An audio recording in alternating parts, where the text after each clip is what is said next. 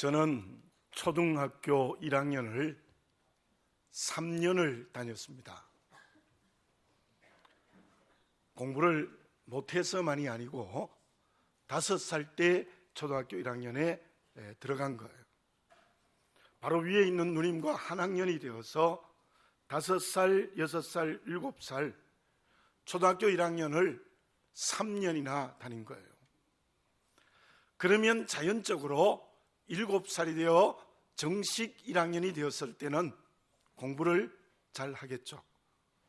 1학년 때 주로 받아쓰기를 하거나 그림을 그려놓고 그 아래에 그 그림의 이름을 쓰는 게 되게 일반적이었습니다. 언제나 100점을 받았습니다.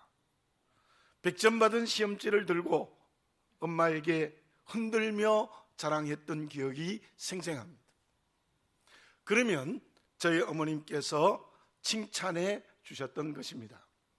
그런데 3학년이 될 즈음에 시내에 있는 초등학교로 아버지를 따라 전학을 하게 되어졌습니다. 규모가 매우 큰 학교였고 시골에서 시내로 온 제가 그들의 실력을 따라가기가 만만하지 않았습니다. 3학년 1학기 성적표를 받아보니까 어머님에게 가면 혼날 정도의 성적을 받았어요. 일찍이 한 학기를 마치고 성적표를 들고 집으로 들어갔는데 들어갈 수가 없어요. 대문 앞 담벼락 아래에 쪼그리고 앉아 있었습니다. 아마 그 시간이 상당히 몇 시간이 지나갔던 것 같아요. 중학교에 다니는 누님이 학교를 마치고 오면서 제가 거기에 앉아 있는 모습을 보고 너 왜 여기에 앉아 있느냐 그랬더니 그래서 제가 성적표하고 보여줬어요. 성적표를 보던 누님이 괜찮다, 들어가자, 엄마가 혼내지 않을 거야. 제 몸은 뒤로 빠지고 억지로 제 손을 끌고 집 안으로 들어갔습니다. 저도 모르게 어머니의 앞에 무릎을 꿇었고 제 눈에는 눈물이 글썽글썽 거렸던 기억이 납니다. 한참 성적표를 보시던 어머님이 이렇게 말씀을 하셨어요. 열심히 했다. 이만하면 됐다. 다음에 더 잘했으면 좋겠다. 그러면서 저를 이렇게 좀처럼 안아주시지 않는데 꽉 안아주었던 그런 기억이 납니다. 제가 어린 시절에 경험했던 이 경험은 제 개인의 단순한 경험이 아니라 모든 인생이 경험하고 그렇게 살아가는 것이 아닌가라는 생각을 해봅니다. 건강하고 물질이 풍부하고 지위가 올라가고 관계에 문제가 없고 그리고 하는 일마다 잘 되어 형통하고 성공하고 자녀들이 또한 잘 되면은 우리는 그때에 제가 100점 시험지를 들고 흔드는 것처럼 자랑하는 것이 인생이 아닐까 그렇게 생각할 수 있습니다. 그러나 반대로 병들고 경제적 어려움이 생기고 지위에 문제가 생기고 자녀들이 모두 다 힘들게 살아가고 여러 가지 실패가 거듭되면 우리는 낙심할 수밖에 없습니다. 마치 제가 어머니 앞에 무릎을 꿇고 눈물을 글썽이던 같은 그런 낙심한 인생의 길을 걸어가기도 합니다. 인간사가 어쩌면 다 그렇게 성공과 실패에 의해서 자랑하기도 하고 낙심하기도 하는 것이 인생이 아닐까라는 생각을 해봅니다. 그런데 본문의 말씀으로 신앙을 고백하고 있는 바울은 그렇지 않습니다. 바울은 그러한 세상 사람들과 전혀 다른 삶의 가치관을 가지고 살아갑니다. 오늘 읽지 않았습니다마는 본문 말씀의 앞장에 있는 11장 22절에서 28절까지의 말씀을 읽어보면 바울이 12제자와 비교하면서 이러한 말을 하고 있습니다. 그들이 히브리인이냐? 나도 히브리인이다. 그들이 이스라엘이냐? 나도 그렇다. 그들이 아브라함의 자손이냐? 나도 아브라함의 자손이다. 그들이 그리스도의 일꾼이냐? 나도 더욱 그리하다. 그러면서 주님을 위하여 일했던 것을 낱낱이 기록하고 있습니다. 예수님 때문에 감옥에 갇혔고, 매를 수없이 맞았고, 여러 번 죽을 뻔했고, 40에 하나 감한 매를 5번이나 맞았고, 3번 태장을 맞았고, 1번 돌에 맞고, 3번 파선하고, 주야를 깊은 바다 속에 있기도 하고, 강의 위험, 동족의 위험, 이방인의 위험, 시내의 위험, 광야의 위험, 또한 거짓 형제들에게 고통을 당하고 수고하고 애쓰며 여러 번 자지 못하고 굶고 춥고 헐벗었다. 그런데 아직도 교회를 위하여 염려하고 있는 그 염려에 눌려 있는 게 나이다. 왜 바울이 이런 말을 먼저 했을까요? 고린도 교회 안에는 4개의 파 중에 게바파, 베드로파가 있습니다. 이 베드로파는 예수님이 사도가 아니라고 강하게 책망했고 비판했고, 그리고 심지어 바울을 죽이려고 하는 암살단을 조직하기도 했어요. 그래서 바울은 여기서 어쩌면 변명합니다. 나는 사도이다.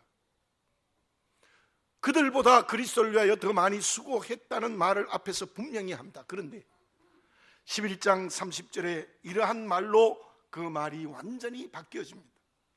내가 부득불 자랑할진대 내가 약한 것을 자랑하리라. 앞에 그러한 일을 했지만 그것을 자랑하는 것이 아니라 내가 부득불 자랑할 것이 있다면 나의 약함을 자랑하노라, 그렇게 고백하고 있습니다.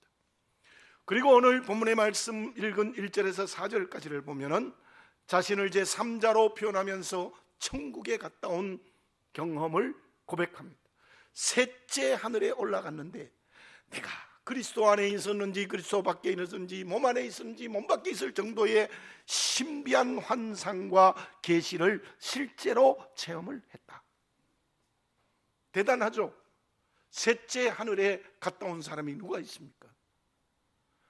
우리나라에 한동안 천국에 갔다 온 사람들이 많았는데 그 전부 가짜로 드러나지 않았습니까?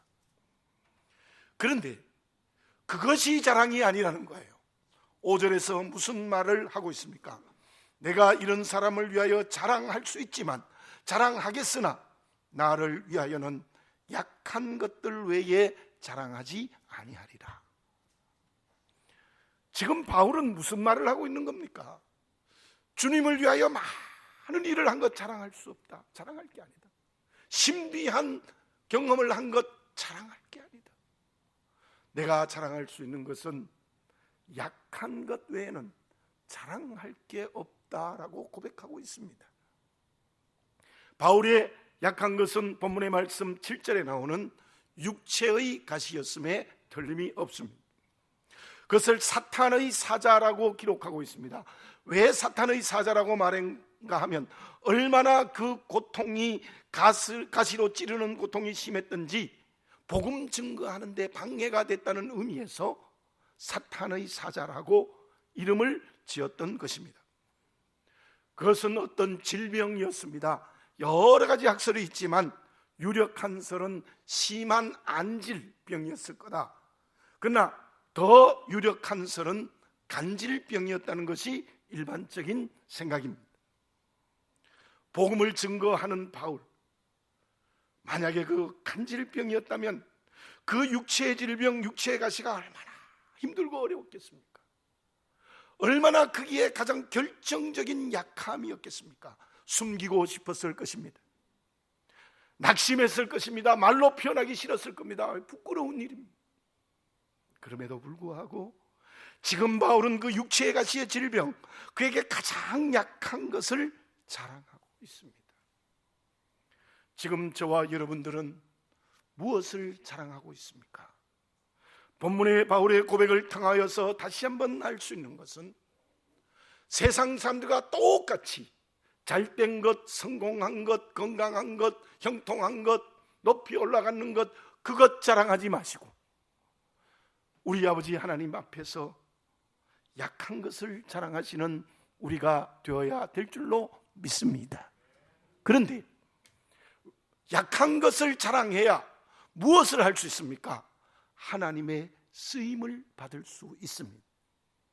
오늘 본문의 말씀 앞뒤 문맥을 보면서 가장 중요한 것이 무엇인가 하면 약한 것을 자랑해야 주님의 쓰임을 받습니다.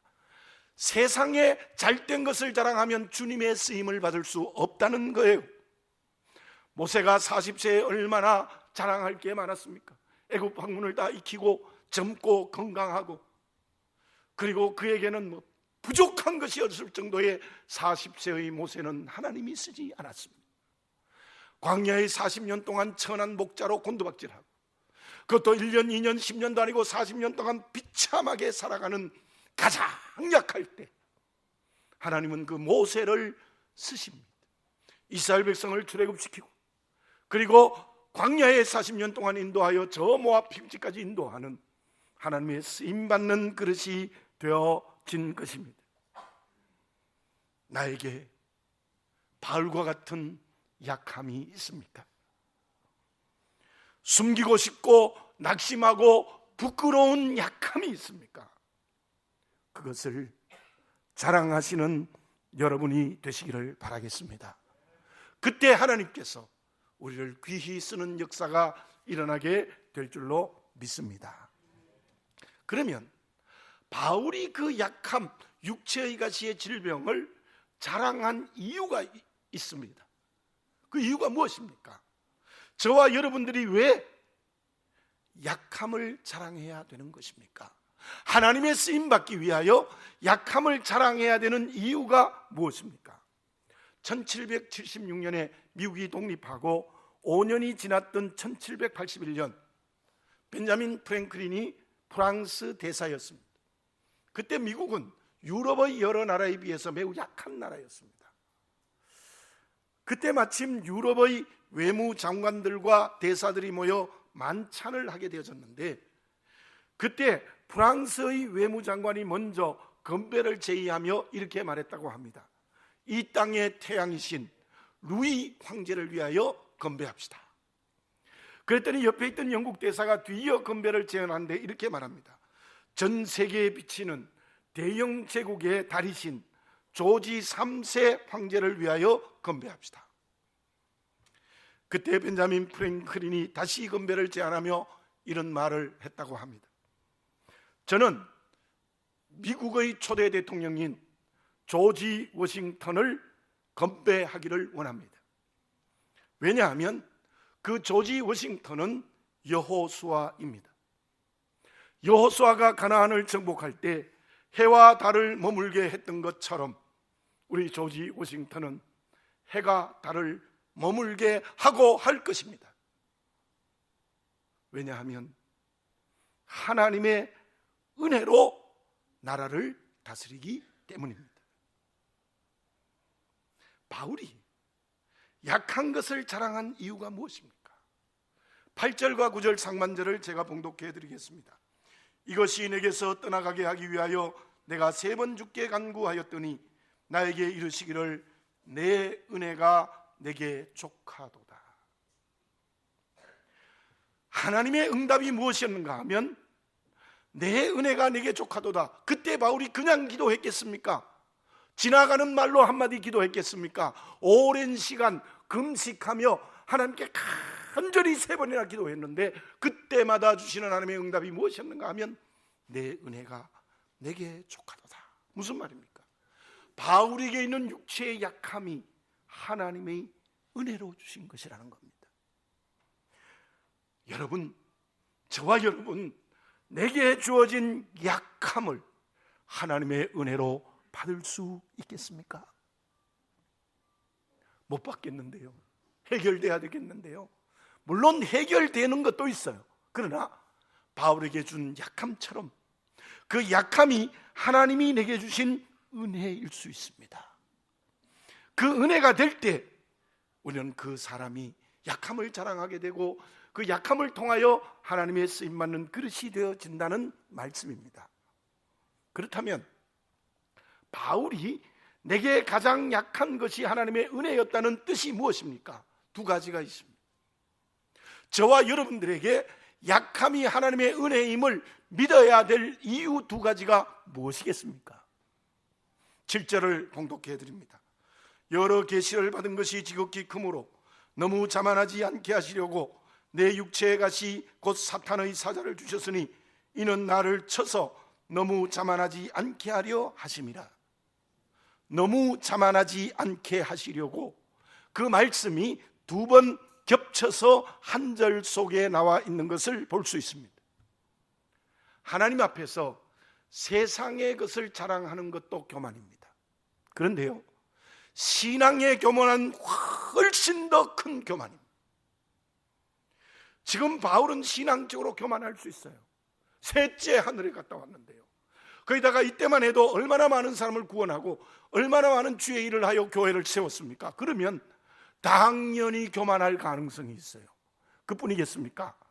바울에게는 세상적인 것도 지금은 없지만 가득 차 있어요. 명문 집안이지요, 헬라 철학에 정통하지요, 바리새인이지요, 가말리엘 문화생이지요, 로마 시민권을 가지고 있지요. 그 당시는 최고의 엘리트였고 세상의 모든 것을 가진 자였어요. 세상에 가진 것, 신앙적인 것, 그 교만하지 않고 겸손하게 하기 위한 하나님의 은혜였다는 것입니다. 여러분, 저와 여러분, 내게 주어진 결정적인 약함이 있습니까? 이것만은 없어야 된다는 것이 있습니까? 부족한 것이 있습니까? 저와 여러분들을 겸손하게 하시기 위한 하나님의 은혜입니다. 그 약함을 보고 볼 때마다 하나님 앞에 겸손해지는 사람이 될 때 약함을 자랑할 수 있고 그 약함 때문에 쓰임받을 수 있다는 것입니다. 다시 말씀드립니다. 내 약함 때문에 낙심하지 마시기 바라겠습니다. 약함 때문에 가슴을 치지 마시기를 바라겠습니다. 약함 때문에 탄식하지 마시기를 바라겠습니다. 그 약함은 나에게 겸손하게 하긴 하나님의 은혜이고, 그러므로 그 약함을 통하여 하나님의 쓰임받는 그릇이 될 수 있다는 거예요. 그리스 신화에 이런 신화가 있어요. 명장 다이달로스가 밀랍 날개를 멋지게 만들어서 그의 아들 이카루스에게 달아줍니다. 이카루스는 그 멋진 밀랍 날개를 흔들면서 태양을 향하여 높이 높이 올라갑니다. 태양에 가까이 갈수록 태양빛으로 인하여 그 밀랍은 녹아버렸고, 그래서 그 이카루스는 검푸른 바다에 추락한다는 신화의 얘기입니다. 분수를 모르고 하나님 앞에 덤벼들지 말라는 거예요. 죄송한 말을 하겠습니다. 제발 하나님 앞에 까불면 안 된다는 거예요. 그런데 바울에게는 분명히 교만할 수 있는 가능성이 많이 있었지만, 그러나 그 약함 때문에, 육체의 가시 때문에 겸손해지고 낮아졌다는 것입니다.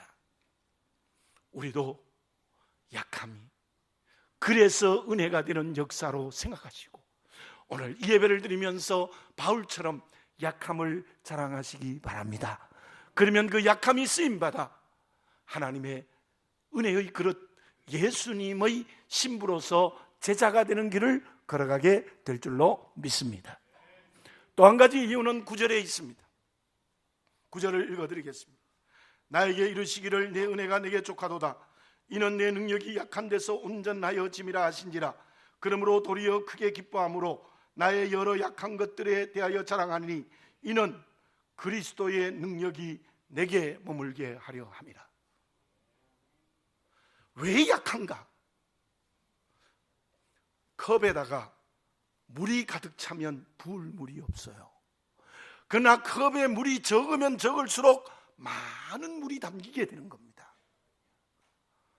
우리가 약함을 자랑한다는 또 하나의 이유가 무엇이냐면은 정말로 밑바닥이 드러나는 겸손함 속에 하나님께서는 전능의 능력, 성령의 능력을 우리 안에 머물게 하시는 은혜를 베풀게 하기 위해서예요. 세상 것으로 가득 차 자랑하는 사람 하나님이 줄 게 없어요. 줄 게 뭐 있습니까? 그러나 아무것도 없는 약함의 빈 그릇에 그리스도의 능력을 우리에게 가득 담아주세요. 어떤 사람이 이 본문을 해석하는데 이런 비유를 들었어요. 하나님께서 쓰시는 사람은 배가 없는 항구와 같다, 이런 얘기예요. 배가 없는 항구와 같다. 배가 없는 항구래야 많은 배를 거기에 정착시킬 수 있지 않습니까? 우리의 마음의 그릇 속에 그리스도의 능력을 머물게 하기 위하여 나를 약한 은혜를 주셨다는 그 믿음을 가지시기를 바라겠습니다. 겸손해지게 하기 위하여, 그리스도의 능력이 머물게 하기 위하여 약함을 주셨다면 우리는 약함을 자랑할 수 있습니다. 바로 약함이 하나님의 은혜인 줄 믿는 그리스도인이 될 수 있을 줄로 믿습니다. 그런데 바울이 하나님의 은혜의 약함을 겸손과 능력으로 고백을 했는데, 그것을 다른 말로 말하면 결국 무엇을 자랑한 것이겠습니까? 고린도전서 2장 1절 2절에 이러한 고백을 바울이 합니다. 형제들아, 내가 너희에게 나아가 하나님의 증거를 전할 때에 말과 지혜의 아름다운 것으로 아니하였나니 내가 너희 중에서 예수 그리스도와 그가 십자가에 못 박히신 것 외에는 아무것도 알지 아니하기로 작정하였습니다. 바울이 고린도 전도를 할 때는요, 십자가 외에는 아무것도 알지 않기로 했다. 왜 그렇습니까? 바로 그 전에 아테네 전도에서 철학적 실력으로 하려고 하다가 실패했거든요. 그래서 고린도에 와서는 예수 그리스도의 십자가만 증거하겠다, 그렇게 고백했습니다. 여러분, 겸손해지고 하나님의 능력, 그리스도의 능력이 내게 머물게 하는 약함을 자랑하는 게 무엇입니까? 그것은 주의 십자가를 자랑하는 겁니다. 어떻게 해요? 오직, 첫째도 아니고 오직 주의 십자가만 자랑하는 사람이 바로 자기의 약함을 자랑하는 사람이에요. 2000년 전 주님의 십자가는 로마의 능력에 비하여는 참으로 약했습니다. 아무것도 안 다 사형틀입니다.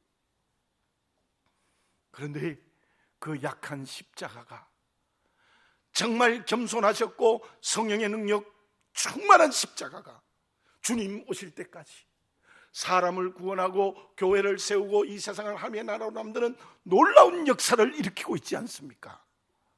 바울이 바로 그래서 나는 십자가만 자랑한다고 고백하고 있습니다. 갈라디아서 6장 14절에서 바울은 이런 고백을 합니다. 내게는 우리 주 예수 그리스도의 십자가 외에는 결코 자랑할 것이 없으니. 여러분 한번 저를 따라서 해볼까요? 우리 주 예수 그리스도의 십자가 외에는 자랑할 것이 없습니다. 아멘입니다. 그래요. 정말 그 2000년 전에 가장 약했던 주님의 십자가만 자랑하는 거예요. 오직 십자가만 자랑하는 거예요. 거기에 겸손이 있고 거기에 그리스도의 능력이 있어서 바로 구원과 교회를 세우는 역사가 일어난다는 사실입니다. 누가 자기의 약함을 하나님의 은혜라고 생각하는 사람이겠습니까? 겸손해지고 하나님의 능력을 담는 그릇, 다시 말하면 십자가를 자랑하는 사람입니다. 우리 모두 오직 주의 십자가를 자랑함으로 말미암아 하나님의 쓰임받는 제자가 되는 역사가 일어나야 될 줄로 믿습니다.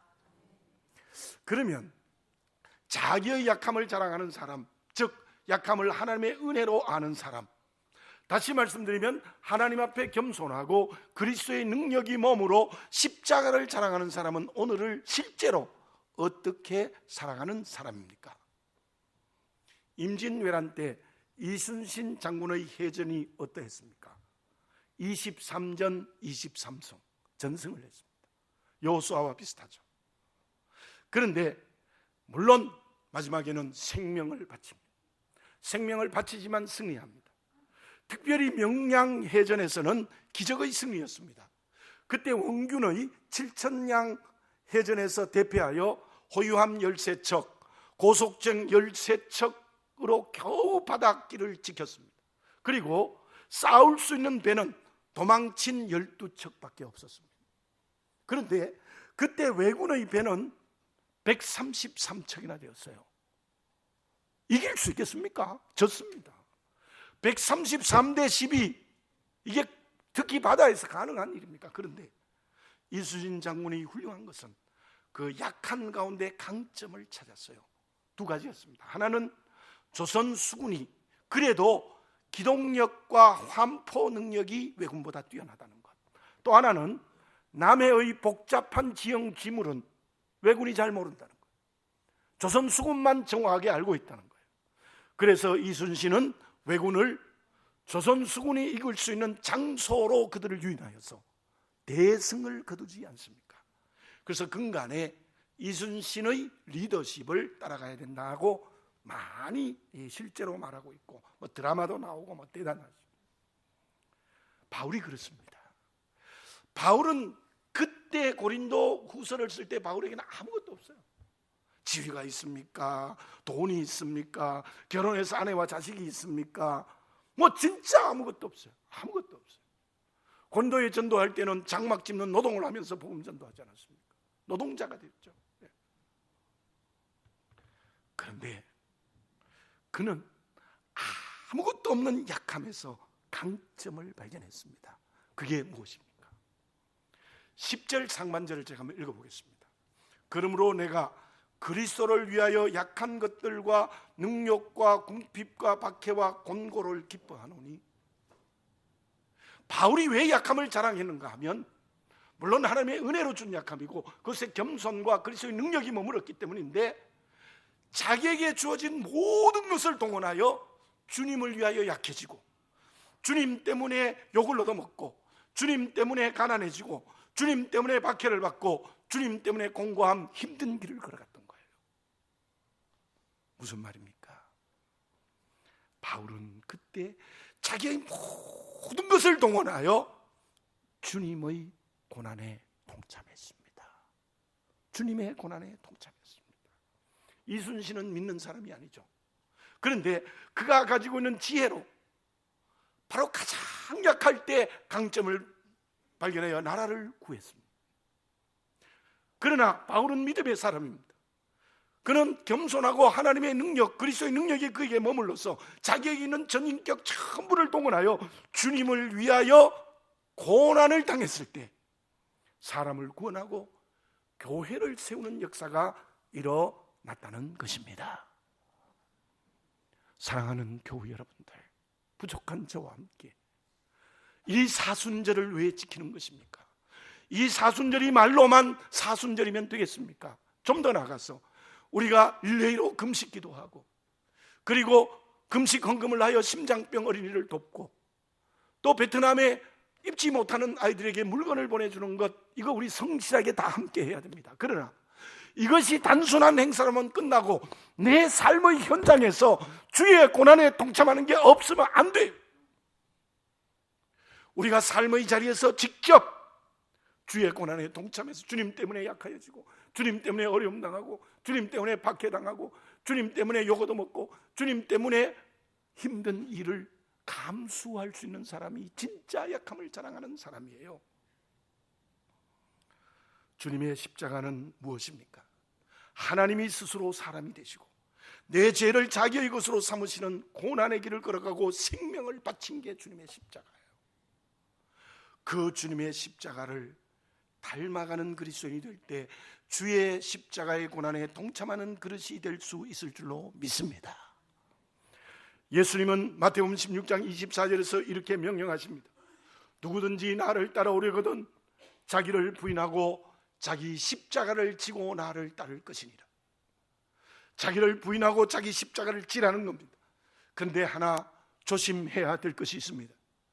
우리가 남에게 믿음의 모범을 보이지 못해서 행동을 잘못해서 비난을 당하는 것을 십자가를 졌다고 말하면 안 됩니다. 그때는 회개해야 돼요. 하나님 앞에 잘못됐다고 회개하고 그 사람에게도 잘못했다 얘기해야 돼요. 근데 제가 목회를 하면서 느껴볼 때 저도 그러한 유혹에 빠지지 않았는가 싶어요. 많은 경우에 비난을 주님의 십자가를 졌다라고 생각하는 경우가 있어요. 착각하시면 안 됩니다. 정말 주님 때문에 욕을 당하고, 주님 때문에 박해당하고, 주님 때문에 어려움 당하고, 주님 때문에 약해지고, 주님 때문에 힘든 길을 걸어갈 수 있는 그것을 결단하는 사람, 그 사람이 주님이 내게 맡기신 내 몫의 십자가를 지고 가는 사람이 되는 거예요. 구레네 시몬을 잘 아시죠? 구레네 시몬은 주님의 십자가를 억지로 지고 갔어요. 저 골고다 산상까지 주님이 도저히 지고 갈 수 없어서 억지로 로마 군병들에게 붙들려서 십자가를 지고 갔는데, 억지로 십자가를 지고 간 게 축복이 되어졌습니다. 구레네 시몬과 그 아내가 예수님을 영접했고 모든 자녀들이 예수를 믿었고, 믿을 뿐만 아니라 초대교회의 지도자가 되어졌어요. 왜냐하면 로마서 16장 13절에 보면 바울이 마지막 문안을 하면서 이런 말을 합니다. 루포의 어머니는 나의 어머니다. 루포가 누구냐? 구레네 시몬의 아들이에요.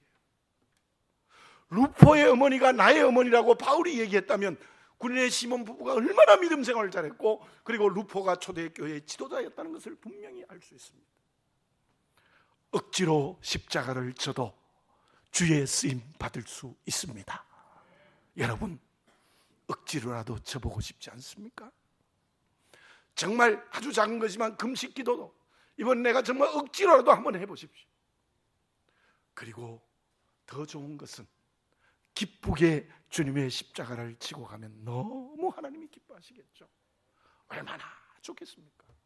크고 작은 일에 주의 십자가를 집시다. 소극적인 일, 적극적인 모든 일에 주의 십자가를 집시다. 저는 우리 성암교회를 시작하고 여기까지 오면서 한 가지 하나님이 보실 때 잘했다 하는 게 있을 것 같아요. 이것도 뭐 자랑이 되면 안 되지만, 그게 무엇인가 하면 우리가 지하에서 예배 드릴 때 우리가 마음을 합하여 베트남의 랑넌 교회를 지어줬습니다. 우리도 교회가 없어요. 그때 하나님이 이쁘다 하지 않았을까? 지금에 비하여 경제적인 능력도 훨씬 못했습니다. 그런데 우리가 힘을 합하여서 랑넌 교회를 지을 때 정말 하나님이 우리 교회를 이쁘게 보시고, 그로 인하여 제 생각에는 이 땅도 주시고 이 교회를 짓게 하셨습니다. 여러분들 적극적으로 주의 이름 증거하고 복음 증거하는데, 우리 베트남의 선교사를 파송하고 8번째 교회를 짓고 점점 더 복음을 확장시킬 때 우리 모두 함께 복음 증거하는데 주님이 내 몫에 떼인 십자가를 함께 져야 될 줄로 믿습니다. 그것이 뭐 우리의 이웃을 구원하든지 누구에게 믿음의 모범을 보이든지 간에 주의 이름 증거하기 위하여 십자가를 져야 하고, 소극적으로는 그야말로 믿음의 모범입니다. 내가 직장과 사업을 할 때 또 이웃과의 만남에서 주님 때문에 손해보시기를 바라겠습니다. 주님 때문에 정말 승진 못하는 날이 있더라도 말씀에 순종하는 거예요. 하나님이 책임져 주실 줄 믿습니다. 그렇게 말씀으로 아주 적은 소소한 일에서부터 큰 일까지 감당하는 거예요. 여러분들 주일 지키는 것이 우리 그리스도인의 기본 자세란 것 제가 늘 말씀드렸죠. 어떤 일이 있어도 주일을 지키는 것, 그것도 주의 고난에 동참하는 거예요. 기도하기 어려운데 깊이 기도하는 것, 주님의 고난에 동참하는 거예요. 그래서 소소한 일에서 큰 일까지 내 인격, 믿음의 모범, 또 복음을 증거하는 모든 부분에 있어서 너무 큰 거로 생각하지 마시고 정말 주의 십자가의 고난에 동참하는 그 길을 걸어가는 그리스도인이 되어져야 될 줄로 믿습니다.